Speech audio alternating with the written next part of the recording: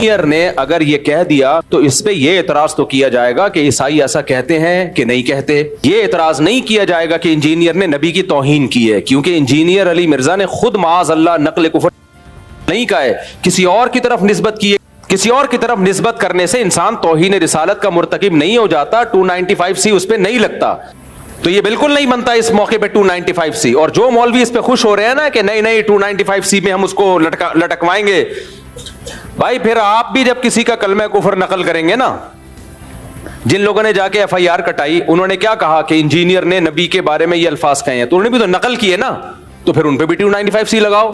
اگر کوئی شخص صرف ایک قول نقل کرے اور اس کی بنیاد پر آپ اس طرح کے قوانین کا اس کے خلاف استعمال کرنا شروع کر دیں تو پھر تو ایک ایسا طوفان کھڑا ہو جائے گا کہ آپ کی ساری کتابیں اس کی عزت پہ آ جائیں گی، آپ کے سارے خطبے اس کی عزت پہ آ جائیں گے، خود قرآن کریم پر بھی نعوذ باللہ لوگ الزامات لگانا شروع کر دیں گے.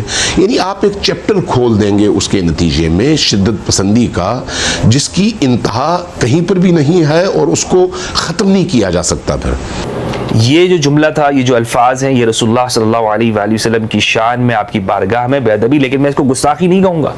میں یہ نہیں کہوں گا کہ یہ گستاخ ہے، یہ شخص توہین کی کر دی ہے، اس نے یہ کر دی. اس کی وجہ یہ بتاتا چلوں، میرا کوئی حق نہیں پہنچتا کہ میں کسی کو گستاخ رسول ڈکلیئر کروں، کسی کا کوئی حق نہیں پہنچتا.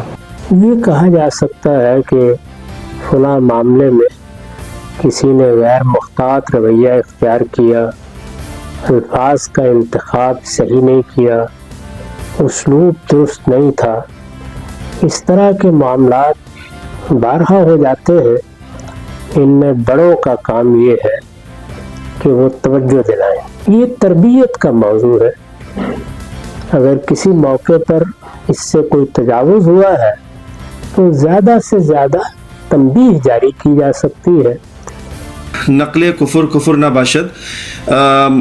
کبھی بھی کوئی چیز نقل کرنے سے انسان کافر نہیں ہو جایا کرتا. ان کے جو جملے تھے یا الفاظ تھے اس سے کوئی گستاخی سرزد نہیں ہوتی، نہ ہی وہ گستاخی کے زمرے میں آتے ہیں.